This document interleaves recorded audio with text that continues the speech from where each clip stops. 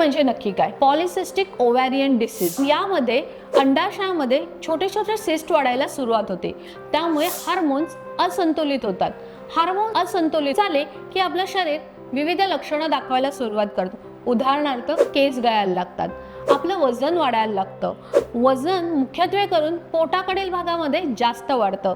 त्याचबरोबर आपल्याला थकवा जाणवतो. आपले हातपाय प्रचंड प्रमाणात दुखतात. शरीरावर ठिकठिकाणी काळे काळे धब्बे यायला सुरुवात होते.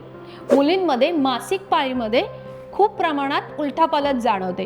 कधी कधी रक्तस्राव जास्त होतो तर कधी कधी रक्तस्राव कमी होतो.